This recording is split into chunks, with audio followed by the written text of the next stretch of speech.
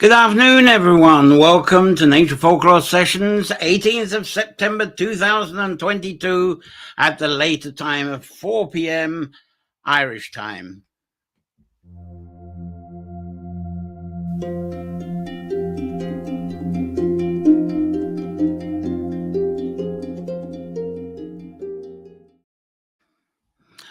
Well, thanks very much for joining us, our weekly time of exploring nature-centered folklore, connecting this within your favorite sanctuary space and expressing inspired visions from your sanctuary through your poetry, writing, art, performance, and even problem solving. Now, today is a special edition. It's introducing a new side extension to Nature Folklore, and it's Holy Wells Revival. And I'm afraid that's not taking up the full screen. And that's really, it should have been the back cloth that's behind me, but I screwed that one up. Anyway, there's no guest with us today. As I say, it's at 4 p.m. later time. I'm glad that you found me at this later time, because this is the time I think we're going to keep to this. Sorry, I haven't got all the later time. Should have had more time and better set up. Anyway, we should be fine. Guests will return next Sunday and maybe Thursday too as well, coming up, and I'll talk about what's happening on Thursday very soon. Now, these Nature Folklore session videos, tree water, sanctuary support, they're all brought to you due to the support of our kind subscribers. So thank you, subscribers, for your continued support, because without it, I wouldn't be able to fund putting on the show for you to share with you today. Sorry if it seems a bit dark. I just realized that some of my lighting I never turned on. Anyway, you can still see me, and there's some photos coming up soon. I'm not covering the weekly and annual expenses yet, so any help you can give through that link there. And if you don't like going through the PayPal, which is what happens with Patreon, you can also go through the Buy Me a Coffee, and there's that swishy link to the Buy Me a Coffee should you just want to use a card. Though the Patreon is very good for keeping up a record of what's going on, but whatever you feel comfortable with, great help. Thanks very much. And that's the rolling banner that I just had. Anything $1, £1, or €1 a month helps a lot, so much. So let's have a look. Early birds. Do we have any who found us at this new time? We have Charlene Hildego. Lovely to have you on board with us from Seattle. Fantastic, and I'm sure more will find us. I see there's some clicking going on, so we'll hear from more of you soon. Thanks very much. Thanks. And okay, let's get started. Introduction to the Holy Wells Revival. Now, my own personal life, absorbing passions of my life really have been the folklore of the Sidhe, still are, folklore of the Sidhe, water, trees, and woodlands. And this year I've noticed there is an escalating interest in people visiting the natural spring wells, the sacred wells, and the blessed wells. And this is the sort of thing I think they're doing. If I can get my photos in line. Well, yeah, here we go. This is the lovely local well by where I used to live in Carrowcrory. That's the well that goes under all sorts of titles. That's fairly near Cache in County Sligo. So a lot of people anyway. It's just representing people visiting the wells. And the most common name we call them, of course, is the Holy Wells. And that's a lovely old picture there of Tobernaut Well in Sligo, which has always had plenty of people visiting, and people very moved when they visit there. So anyway, this has been handy for me, this popularity with the Holy Wells, because due to the disability that has taken me away from working in the garden, medical people have been nagging at me, and they're saying, you must do something, get outside, don't just sit around. And because I suppose I have slowed down by not being able to work the garden so much. So when my partner Claire went off cycling around Achill Island and parts of Mayo, there she is. She's just about to leave Achill Island there. And because I can't cycle anymore, though maybe I'll try a tricycle, I find myself going back to the old passion of seeking out and discovering holy wells. And that's become the perfect medicine for me to do so. And if you've been following me on the Facebook, you'll see the various postings that I've done of the various wells that I've since visited over there on Achill Island, in Mayo, Roscommon, Sligo, Leitrim. I'm catching up on the Leitrim things, but unfortunately, I sprained an ankle, pulled an ankle last week, and I can barely walk again. So it's going to be a couple more weeks before I get back to the wells again. But so, yeah, 2 or 3 weeks off the calendar at the moment, but no problem. I've got plenty of well information and pictures, recent pictures to share with you. And what I've discovered is that beyond the devoted delights of ancient and holy wells of Ireland, which is a group on Facebook, by the way, and I'm sure some of you that are watching here, you go to Gary's group there, the Ancient and Holy Wells of Ireland. And there's also the All Is Well group, Sarah Humble's group that's on Facebook. As well as those two, I'm suddenly finding that through this summer, there's many more holy well discovery, recording and restoring projects, many kind of grouped around in the counties of Ireland and around the UK as well, and over in Europe. So some of these well discovery and care projects, there's a mixture of how they're organized. Some of them are just individuals that that are very passionate about the wells, and they go visiting, searching them out, they check out on the maps, find them. They might help out in the restoration, but their main objective is to record the wells and take photographs. But there are some wonderful local groups. A lot of them have been around for a few years, but certainly new ones have been starting up this summer. And there's some funding about in Ireland, probably is in the UK as well. And so with funding that's helped from heritage support agencies, local councils, there has been some organized groups from county to county, and that's really accelerated this summer.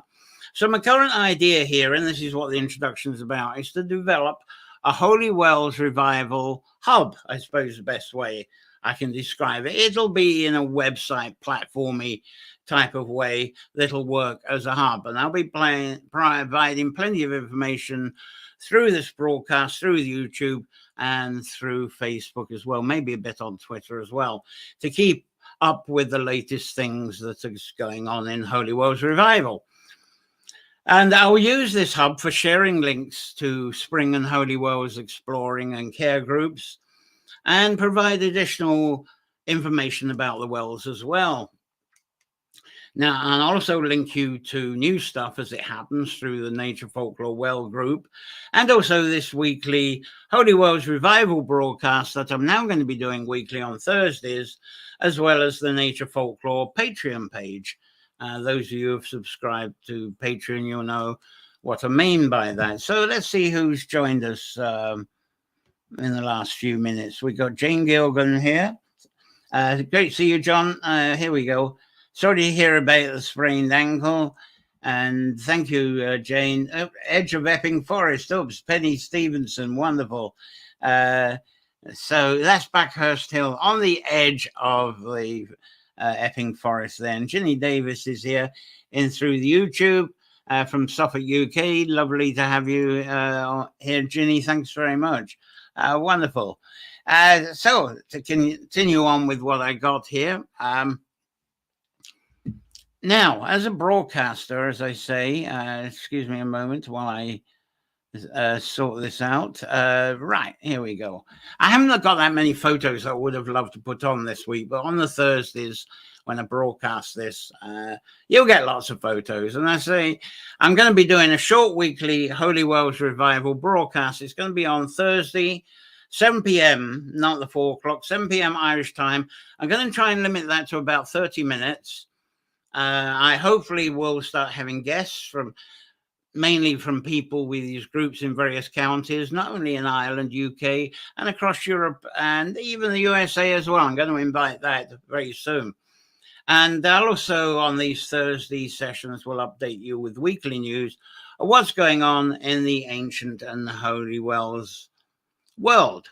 Now, I'll be putting this stuff on the Facebook group of Nature Folklore and my own profile. I don't think I'll start a Holy Wells Revival page on Facebook yet. I want to focus on developing the YouTube channel first. So, of course, 30 minutes is shorter than these Nature Folklore sessions. I'm going to be announcing, I'm going to make these a bit shorter as well soon. So there'll be people as guests introducing the holy wells, sacred wells, and sacred water projects they're involved in. So, as I say, I won't be taking this onto Facebook, Twitter, Instagram, etc. just yet. For now, Facebook, the Nature Folklore page will ride the holy well stuff as well. And on Twitter, it'll be on my Woodland Bard page on Twitter as well. And I don't think I'll bother to post on Instagram, TikTok, or the others. So, and of course, on the Patreon page there, I'll share as well. So Nature Folklore will be on that. Oh, if that Woodland Bard doesn't work, by the way, on Patreon, maybe I need to change that. I think that's changed to Nature Folklore. So message me if you have a problem with that. So really, the only unique space for Holy Wells Revival is going to be on its own YouTube channel, and also on the Hub Style website that I'm going to be coming up with. Let's see if I can show something on that.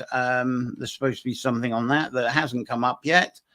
There's a bit of reluctance here. There we go. And that's already surviving, holywellsrevival.com. But you'll find when you click that, it goes through a page on the Nature Folklore channel, because I haven't put the website together yet. I hope to do that between now and Thursday. But there's a start. You can read all about it. And I think there's a link to the YouTube channel there, which, again, I'm going to talk about very soon. What else? Yeah. On the Holy Wells Revival hub site, I'm going to be able to link to well groups and the explorers I've been talking about. And some of them don't use social media. Not everybody has got a Facebook group or even a YouTube channel. So I'm going to be sharing quite a few well enthusiasts that really just get together and they don't use the social media yet. And I have registered the Holy Wells Revival on YouTube channel, but it hasn't got a nice short address like this Nature Folklore channel has on YouTube. And that's what I'd like to do. This is actually live through the YouTube, through the Holy Wells Revival channel on YouTube, as well as going through Facebook and the Nature Folklore channel. This is simultaneously going through the new Holy Wells Revival channel. It's the first video on that channel. So it'd be amazing if any of you have actually watching through that. I put the link through Facebook earlier. But please help this YouTube channel along if you can. Look for it, search for it, Holy Wells Revival on YouTube, because it doesn't have a short link yet. It needs a few more subscribers before I can apply for a short link. If you go over to the Nature Folklore YouTube channel, you'll find a link to it there as well. And if you go on my Facebook profile, you'll find a link. So please do me a favor, go over to the Holy Well Revival channel on YouTube, whichever way you can do it, through searches and links, and put subscribed. And this all helps to build up the numbers so that I can get a proper name to that channel. So thank you very much if you can help on that. I'm going to be, as I say, I'm going to be broadcasting on the Holy Wells Revival show on Thursdays. And I also broadcast that through the Nature Folklore Facebook page for a while. But I want to get this concentrated on the Holy Wells Revival YouTube channel as soon as possible. And make it very dedicated. So please subscribe and let's get this sorted properly. And thank you for being with me today. And we'll get the enthusiasm up for this for sure. Right. So, as I say, what I'll be doing each Thursday is introducing some of the people and groups that are keeping the wells in the landscape and on the maps. These are lovely people recording wells and pools, sacred pools, and they're taking photos, videos, putting up information texts and sharing them wherever they can. And some of these people also are very hands-on. Sarah Humble's very famous for this, whipping communities up, getting hands-on, reviving the wells, reviving the pools, and bringing them more into a modern interest, I suppose you might say. Anyway, let's see who else has joined us and what you're saying here. We've got the Proud Babylonian through YouTube. Hello, Proud Babylonian, lovely. Ginny Davis, working well through YouTube, lovely to hear. And Jane says, Holy Wells in Air are glens of peace. I'm definitely going to be talking about that very soon. I've been talking about tree sanctuaries, but the water sanctuaries are just as important. And when you got water surrounded by trees, when you've got that, what do you call them? There's an actual term that's totally gone out of my head, but kind of a boundary around them that where the fields and everything else that might seem toxic are kind of protected from the well. Absolutely beautiful situation. Barrier, that's what I'm trying to think of. When you've got that barrier between the water and the natural trees, so that the things that we're trying to sort of have a few moments from, we can enjoy and be part of. Now, I'm going to talk to you now about some of the resources that will be thrown through the Holy Wells Revival. And Jane says she's celebrating the autumn solstice on Rhode Island here. Brilliant. Right, to move along, as I say, I'm going to introduce now some of the things, some of the people, some of the groups that will be passing through the Holy Wells Revival. And these are fascinating because you can get to them through Facebook, YouTube, various other places. And of course, the leader of them all, I think we've got to say, is Gary Brannigan. For years, absolute passionate, the Ancient Holy Wells of Ireland, a magnificent hub that's moderated by Gary Brannigan. Let's get rid of that banner so you can see a bit more of it. There you go, Ancient Holy Wells of Ireland. And terrific. And I must admit, a lot of these groups and a lot of what I'm about to talk to you about started off through this Ancient and Holy Wells of Ireland. And All Is Well group by Sarah Humble. Sarah Humble of the Fairy Council of Ireland. She has that. It's worth following, very worth following, because with Sarah's group, the posts are not limited to water in wells, but are of water generally in our rivers, our lakes, lochs, pools. And she covers a lot more on well restoration projects as well, because she tends to get them started up and involved. Beautiful job they've done at Loughcrew, near the visitor centre there. And Mayo Holy Wells, that's really been coming up and running. I think there's just a page at the moment. I believe that's just a page, and I have suggested to the minister there, let's have a group, because he's really active getting around, and that's Sleevemore on Achill Island there, which seems to be a very popular well for people to use in book covers and promotions. Anyway, that's Mayo Holy Wells, and I hope we'll get Mayo Holy Wells people as one of the first guests on the Thursday broadcast of Holy Wells Revival. It'd be lovely, because that matches up with, how I kicked off back into this when Claire went off cycling. And Catherine McGlynn, I must give her a mention. She puts a lot of input into the Ancient and Holy Wells of Ireland, because her and her husband have been very passionate at tracing and locating Holy Wells of Donegal. She has a website, but and I'll probably find this too, her website is not catching up with the wonderful posts that she puts on the Ancient and Holy Wells of Ireland. So I hope we can feature Catherine and her husband maybe on a future Holy Wells Revival broadcast, one of the Thursday ones. Love to know what's going on. She's always got new news. And they do attract support from local people too. Local people are great. They've been helping them trace the wells. Even that one I showed looks like a well in the middle of nowhere. And this is what Catherine and her husband have been able to do. They've been able to find someone in a village, because they're very persistent. They go up to people in the village. Oh, no, we don't know what you're talking about. Oh, no, there's no well here, and so forth. But they always find that one person in the village that knows it all. And that person is very kind to take them over a field and bog and so forth, and pull aside maybe a hawthorn or some other tree or shrub. There it is. And they look, and there it is, bubbling away the well. So they're really reviving an interest in this. And it's fascinating. The two of them carry a bit of a tool chest around with them too, so they can clip, cut, and even a small saws, so they can cut through to get to the hidden wells.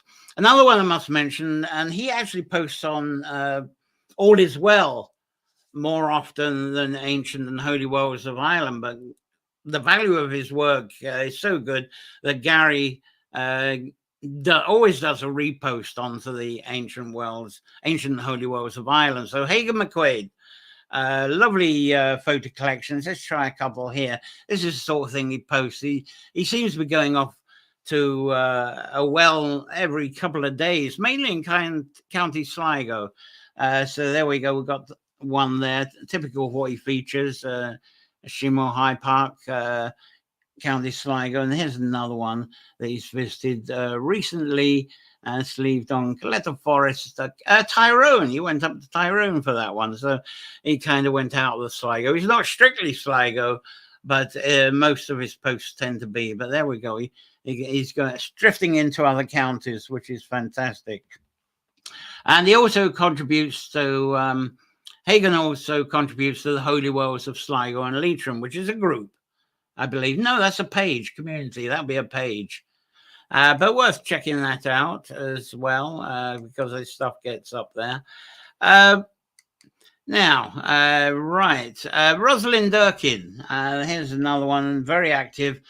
This was a Bards in the Wood event in Glendalough years ago. I used to do Bards in the Woods 2012 to 2018. And this was the one we had at Glendalough. And Rosalind, being a fan of Wicklow Wells, and she was really, at the time, I think this was 83, sorry, not 83, 2013, 2014, around about that time that we were at Glendalough, and she was going around discovering wells, and part of this Bards in the Woods was her showing us a well that didn't seem to be recorded. I haven't got a picture of that. This is more the famous St. Kevin well, which actually has a birch tree beside it. But I didn't get the birch tree in the photo. And funnily enough, the birch tree, there's a local nun who thinks it's a bit of devil worshipping if you put rags and cluties on the tree. So she came along and cut all the branches way above the height that people can reach to try and prevent people leaving their cluties. They're very sad. Anyway, the well is very nice. It looks a little overgrown there, but I think that was spring. But anyway, that's Rosalind, very devoted to recording the Holy Wells of Wicklow she's become. And there's actually a Wicklow Wells group on Facebook. And there we go. That's the cover of that one. And oh, no, it looks like a page. I thought it was a group. Anyway, check it out. Do a search on Facebook. See which way it goes. And there's the Holy Wells of Cork and Kerry group. That's that one. And a member of that has asked to be a guest very soon, so I forget the name of the person, but he's actually in New Zealand at the moment. But that's going to be one of our guests coming up, which will be lovely as well. And Olive Keane, there's an Olive Keane, I think it's Olive, and she's come out with a book. There's not a page for this book, I don't think, but there you go. It's a book just published, Healing Historic and Holy Wells of Waterford. So if you're interested in Waterford, I haven't seen a group for Waterford, but you can perhaps get hold of that book. Another one that's absolutely lovely is the Galway Holy Wells Audit. Now, this is one that's sponsored by the County Council, Galway County Council. I haven't seen a Facebook page for this, but they have a wonderful YouTube channel, and their videos, the video productions are gorgeous. They really put a lot of effort into that. So go to YouTube and look up the audit of Holy Wells of Galway, and you'll see some magnificent YouTube videos that keep up to date with what they're recording. Lovely interviews on that. Highly recommended.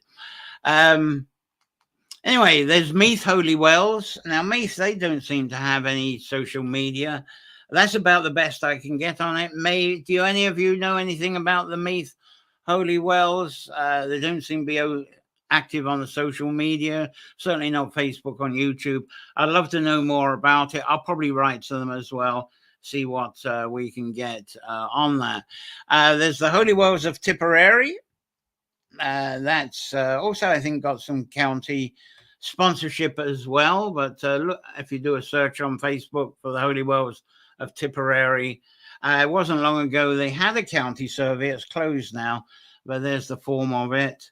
Well, there you go. That was the form they had of a world survey that was conducted by the county. So there's some county support in Tipperary. Now, this is one of my favorites. This is a well project I read recently. It's by the Bunclody Traveller Women's Group, the women of traveller families there. And this is lovely. And I hope what they're doing, will become a wider template for the traveller community to get involved in. I'll talk to you a bit in a moment. Let's see if there's any more comments from you at the moment that I've missed out. Now, Proud Babylonian has said hello. Right, I think I've caught up with your comments so far. Fabulous, so wonderful. So I'll carry on. The Bunclady that I was talking about there's another newspaper clip from that. Now, let's get... I'm lost here, sorry. Lost on my pictures, and we'll be back in a moment. There we go. The Bunclady Traveller Women's Group, they recently carried out research and restoration on the it's a singular holy well in Ballinacoola in Kilmashall, County Wexford. It's not going to be their only project, but this is the one thing that brought them together. It was funded by the initials are SCTU, which is the Southeastern Technology University. And I hope that what they're doing is, what they're doing is going to become a template for many similar traveller community projects around the country.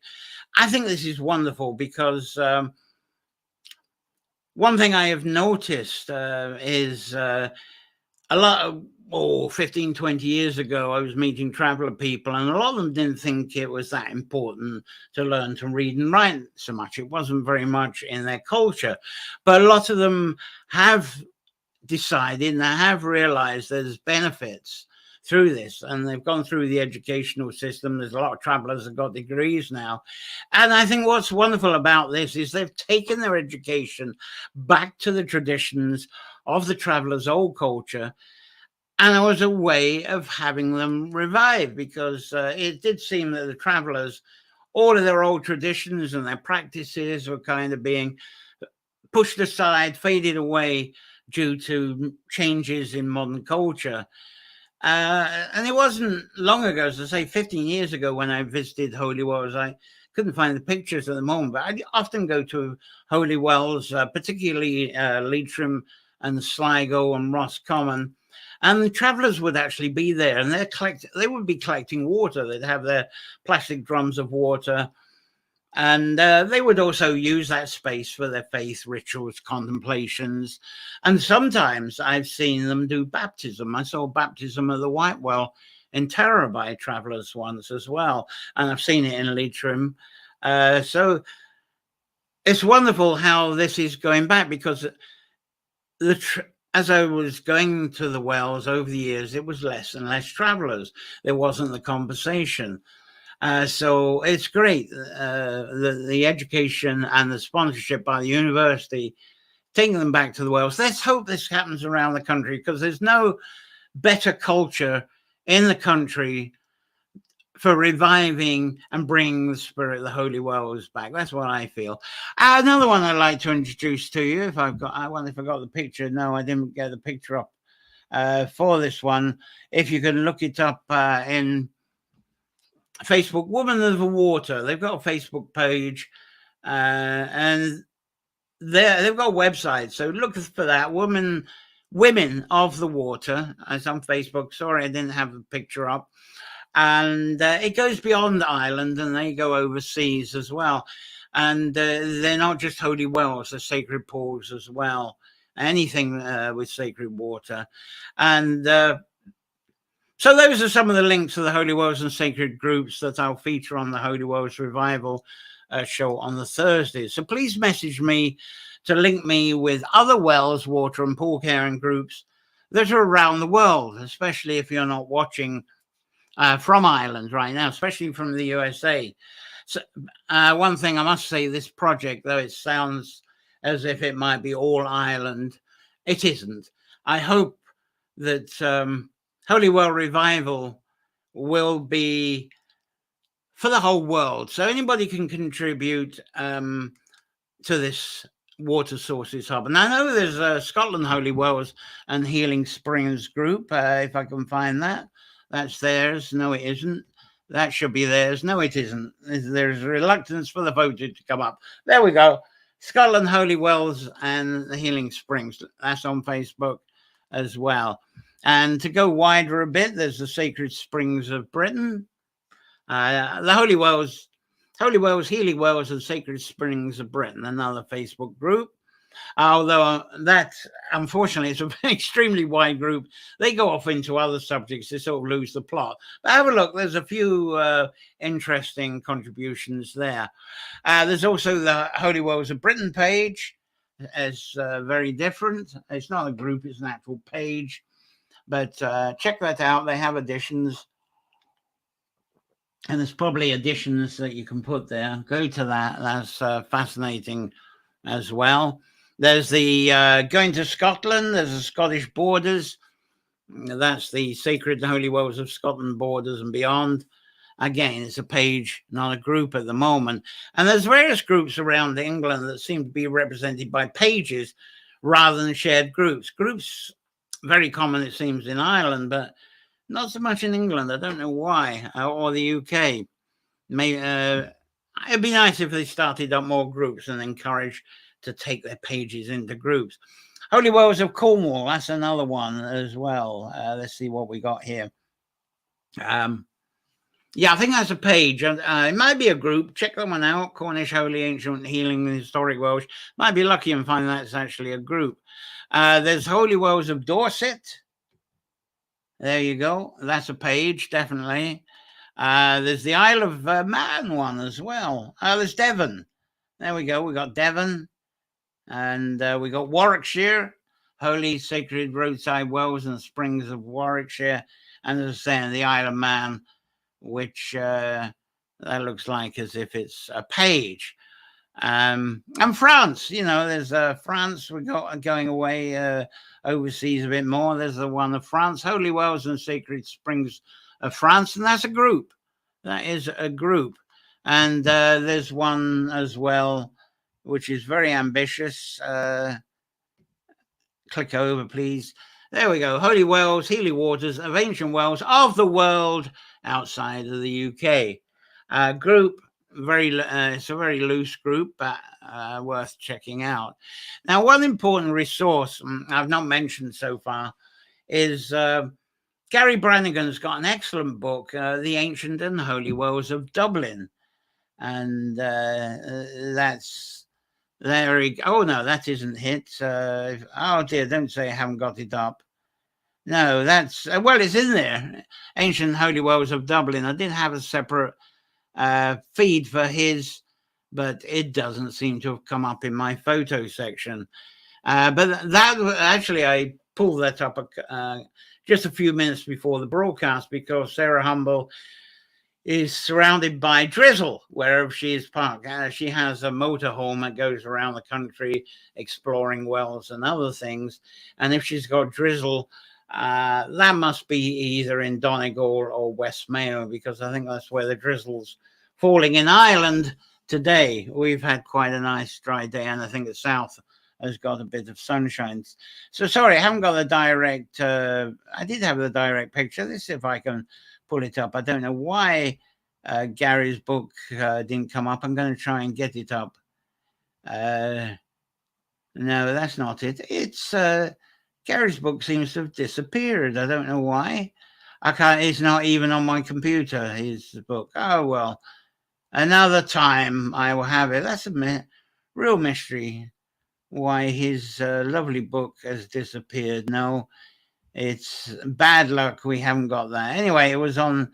It's there in it. And a beautiful book it is as well. Anyway, I better move on. Anyway, there's an excellent Facebook page which somehow I was going to put that up as well, and that hasn't. That's sort of disappeared. No, that never came up as well either. If you look for that, Holy Wells of Dublin. Sorry about that. And he does have a Facebook page for that. Right, I better move on since I'm making a bit of a mess with that. Ancient Holy Wells of Dublin, the book and the website page. Do a search on Facebook, you get there. So as I say, I'll mention again, I'm inviting Holy Wells Revival to be a wider hub to link with sacred groups around the world. It's not just Ireland. Right, and the picture won't go away now.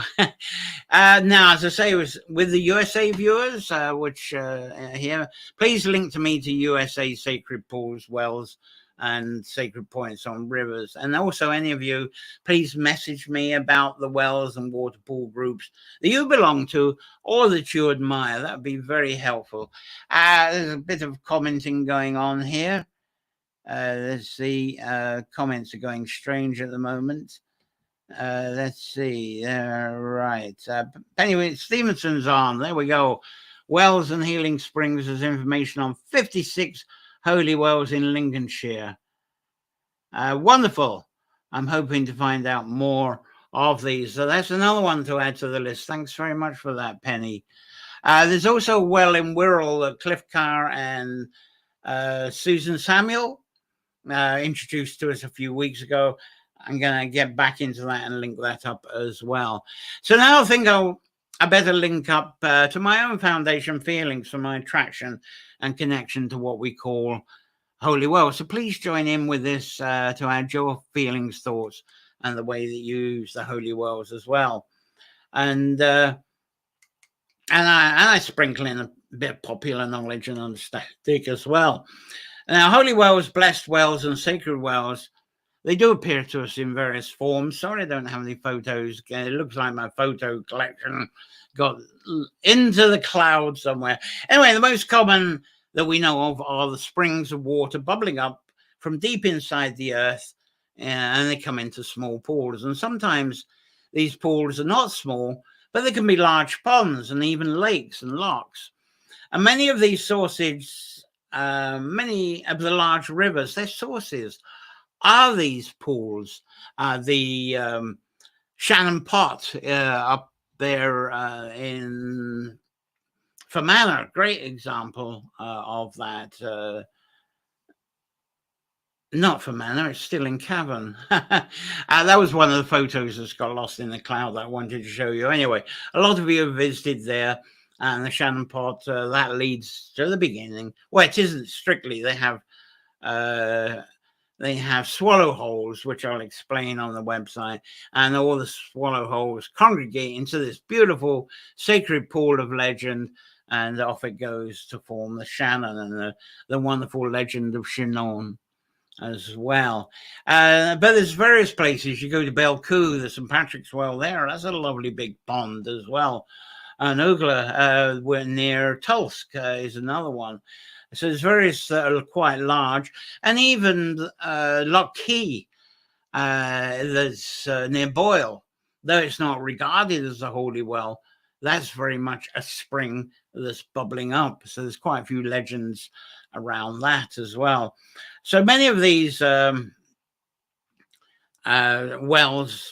and these pools, they're sources of large rivers, but some are merely sources of little brooks, but burns and tributaries that meet up into the large rivers, and they eventually reach the sea and the ocean. Now, those rivers, streams, and burns and brooks, they're many of them regarded sacred, and of course it's water, so that's precious too. And I think the preciousness of water is very underrated. We should regard it as extremely precious, because to me, all life, all fresh life is water. All fresh giving life is water.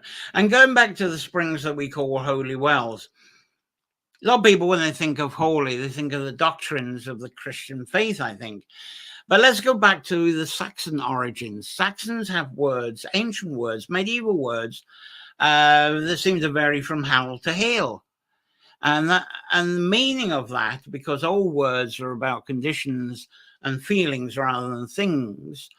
So the general meaning is a condition, a state of wholesomeness, a state of containing life.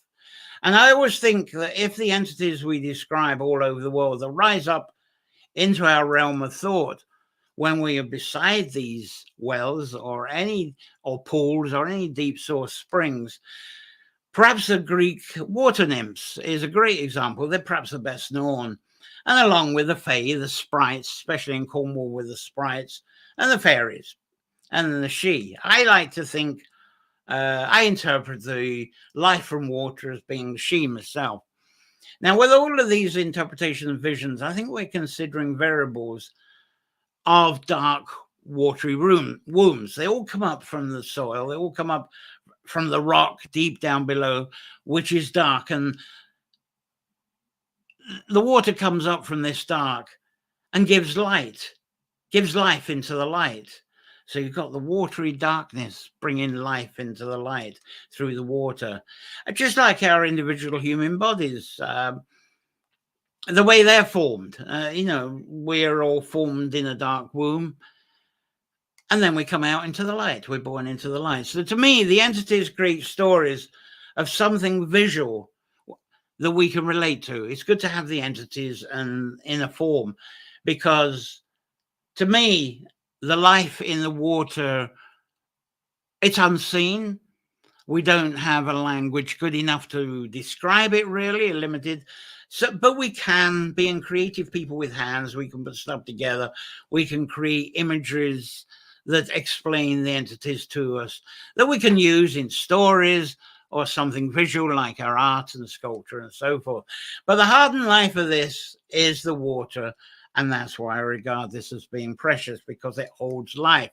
And with holy wells, most of us, especially within Ireland and UK, relate to the Christian associations of these wells. We can think all kinds of reasons why the church took over and venerated these springs and venerated them to carry the names and spirits of saints. But what does seem common, whether we think pre-Christian, Christian, or draw any sort of lines and boundaries at all, is that these spring wells, they've always, right from the beginning of humans existing on Earth, they've always been associated with wisdom, healing, and fertility. Now, not all Christians appreciate their holy wells, though. Going back especially 15th, 16th century onwards, the Protestant and Puritan branches of Christianity, they started relating to the wells having an association with satanic paganism. And this was following the whole witch nonsense, which I'm starting, by the way, to explain from next Sunday. So to them, the collecting around the wells and the deep, from the dark, that's people associating with the devil. It's the meeting places of witches, and being around the well, we're going to be enchanted with sin. So that was very much the Puritan Protestant approach. But as much as the Protestant ministers tried to keep their congregations away from these wells, These wells and the sacred water, it's in the souls and psyche of the members of their congregation. They can't just preach that out of them. They have a sense of duty to, or they did come into the church and pretend that they were following exactly what their ministers and priests were saying to them, but they still had this sacred psyche with them. And there's no way of breaking that away from the people. As this was their, for a start, the well water was the source of their water. They didn't have faucets and taps. These wells were the sources of their domestic and animal water that they need, and also for watering the plants, maybe. So the compromise that the Protestant dogma, fortunately, went towards was to rebrand the wells as being healing spas. And to them, by rebranding them as healing spas, it meant they had no connection with the saints, which, they were a little bit skeptical of the Catholic saints anyway, and certainly no connection to the little people. These were healing spas. So suddenly, this sacred water that became spas had this branding of being medicine, the medicine of water and what was in it. Now, holy wells today, they have a mixed outcome and future because they're not so tied with churches as they once were. I think a lot of people are trying to form new doctrines because that's what they're brought up with. But I think people are breaking away from dogma and doctrines anyway. But the majority of holy wells that were used, unfortunately, that were around, say, in the 19th century, a lot of them are now overgrown, or they've been filled in by farmers as a precaution of not injuring their animals. Now, some of these wells, they can be rescued again, like I was talking about Catherine and her husband up in Donegal, and also with Sarah Humble and others. They've managed to get support from local farmers, local community who tell their stories of what the well was like when people visited when they were a child. Yet now it's filled in, and suddenly they're eager to bring it back again, and they talk around with the community, and that brings like the revival and also like those traveler women that I mentioned earlier. So this is the next point, really. Many of the wells a lot of these holy wells are on farmland, but in Ireland especially, a lot of these wells, a lot of them are filled in or they've gone hidden. Part of the reason is there is no public way, no public right of way to get to them across the fields. You can ask farmers permission, but a lot of them are very skeptical because Ireland has become into a bit of a nation of litigations, and so farmers are very paranoid that people visiting, and if they injure themselves, fall over, that suddenly there's the court cases, there's the litigation, and that's the reason farmers exclude us from these wells, perhaps that's on their farmland. Some of them have organized this, but I'm going to talk about that in a minute, because some of the holy wells on farmers' land, they have been opened up to the public, but some of them, actually, they do have access, but only to the communities. And some of them, I know one example is the Cormac's well below the Caves of Caish. Caves of Caish, very popular for people to go to, but a lot of people don't realize. They hear the story of Cormac's well and of Cormac being pulled from the well and taken up to the caves by a wolf and living with a wolf for a couple of years. But people ask, where is that well? Where is the Cormac's well? Well, the farmer there's two farmers that own land going up to the caves, and one of them really doesn't like the people crossing the land. So he's got the Cormac's well on another part of his land, and he won't tell you where it is. And he keeps that hidden, and it's only just for community private use. If you're not with the local community, the only chance you've got of using it, and that's if you get to know about it, is in April, an Ascension Day in April. That's about the only time. So they don't. A lot of farmers, they keep the wells to local. They don't want tourist information leading tourists to the wells. But the public right of way holy wells, a lot of them, especially people touring around Ireland, they'll find, and I get this question, why is it that holy wells are either next to or within graveyards? And that's because that's where the public access is. That's where the public right of way is. So it isn't because it's part, well, it is part of the cemetery. And maybe the cemetery came after the well, but that is because that's what people get to see, mainly the wells that are close to or in cemeteries. But this is changing now, because recently in Ireland, there's now funding offered to farmers to create safe rights of way between the road and the holy well.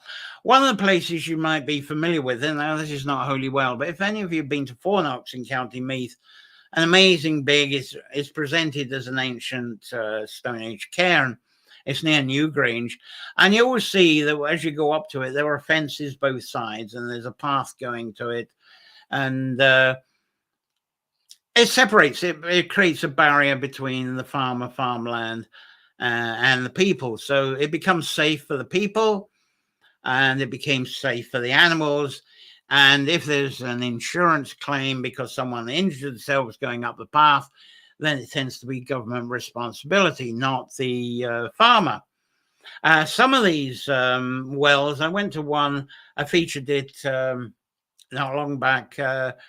It was not far from Drumshambo, and the farmer there had done a lovely hedge barrier. He's got oak trees avenue as well, and that's a lovely access to a well as well. So the farmers, they like this because farmers are multi-skilled. They can do anything. They not only just look after the animals and the crops, but they can do repairs. They can do the car repairs, the tractor repairs. They know how to do buildings, build houses. They can do carpentry. They know how to put fences up. They know how to put gates up. So with all these multi-skills, to create the safe public area for access to the wells and other places that people like to visit, they get paid for doing that as well as getting their annual grant for keeping that area for the public as well. So the farmers actually do quite nicely out of this. So any questions about that so far? And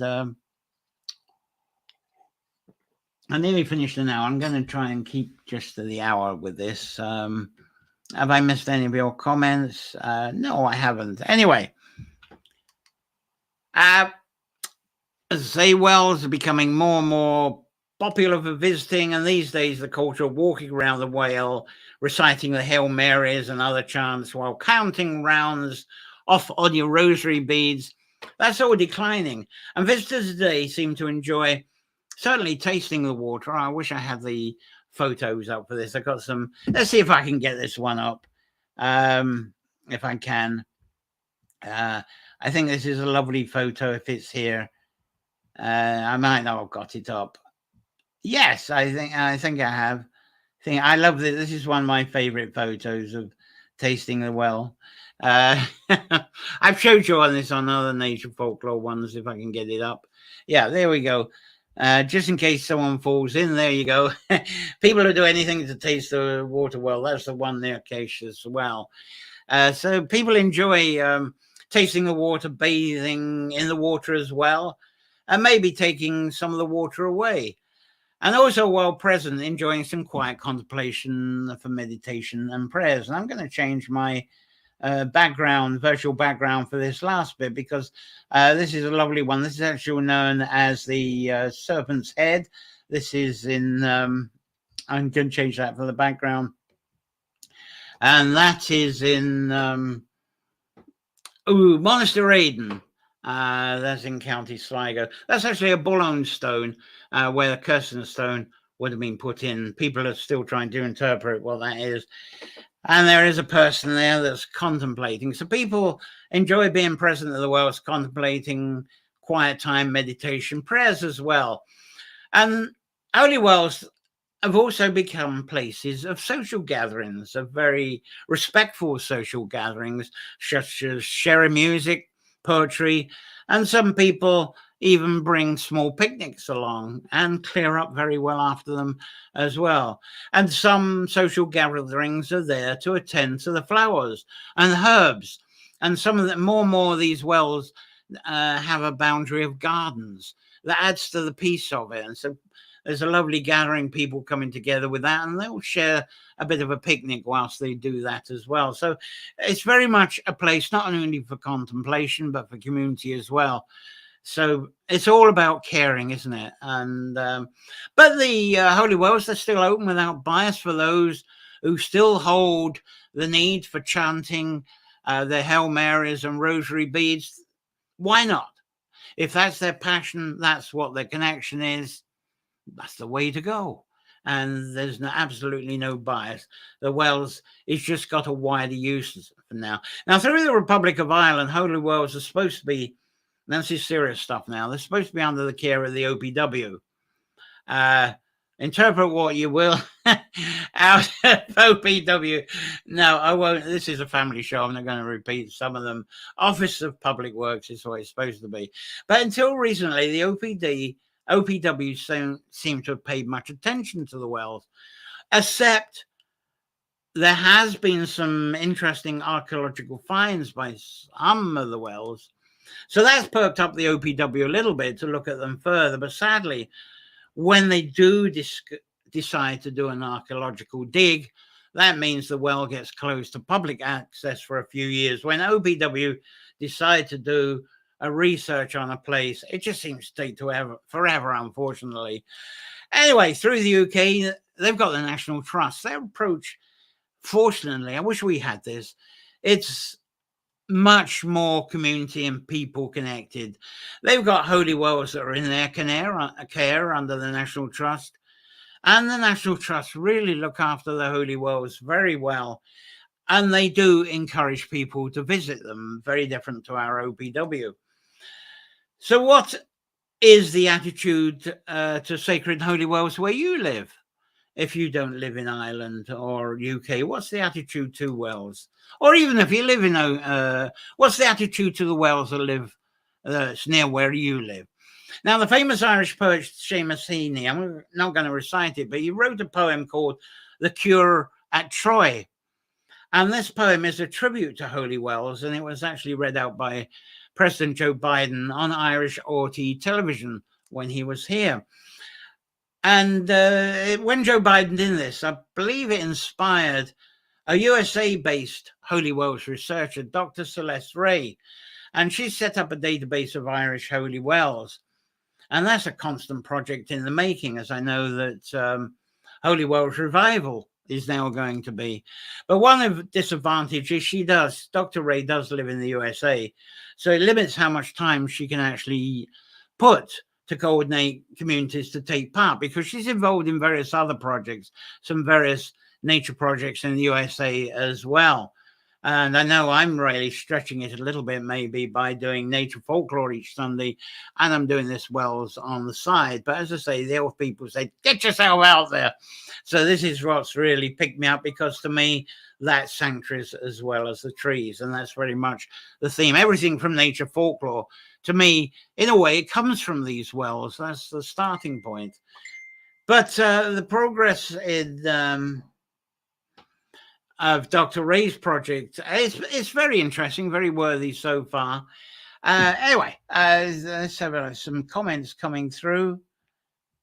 And grateful, Sharon says she's very grateful. And I'm just looking at Penny Stevenson talking about the link there again, which is fantastic. And she's just messaged me that, which is really good. Anyway, well, I think one further point I'd better go over, and I love this. Actually, this relates to when I lived in the USA for a while. Dr. Ray points out that she talks about the folk science of holy wells. And I learned similar in my all too brief time living in Utah, where the waters from the wells there, the natural wells, they're very chelated with minerals there. And those minerals have a huge potential with healing. The native people that lived in Utah and other places, these wells were so precious for the medicine chest, well, for people who are doing natural healing for them too. And Dr. Ray pointed out a few examples in her book of Holy Wells. And some of the examples, what I knew anyway, and you may well know, and this gives a lovely practical purpose to these wells, as well as the sort of mystery and sacredness. So let's start with magnesium. That's great for muscle nutrition and also heart muscle nutrition especially. So there's a lot of magnesium in some of these wells. They come up out of the dark, out of the deep part of the well. And when they're not getting the oxygen, then the ions are increased. And when there's ions, you get chelating, basic chemistry. There's iron. You go to Leitrim, some of the Leitrim wells, if you go to St. Hugh's on the way between Dromahair and Dowra, there's plenty of iron in the water, and that helps people who are anemic, of course, people who bleed too easy. And also, if you go the other side of Cavan, I'm trying to think of the name of the place. I mentioned it. No, it's gone out of my mind at the moment. But I talked about the area of Maxleck when I talked about the Croms. It's that area. Over there, their wells have sulfur in the water. It's funny, I'm trying to think of the name of the main village there, and I keep thinking it's Zanzibar. It's something that sounds like Zanzibar, but I just can't think of the name at the moment. But anyway, when you get these sulfur wells, which is over that side, the sulfur's great for digestion, for really sort of tuning up the digestion as well. And when your digestion gets sorted out, your skin improves as well.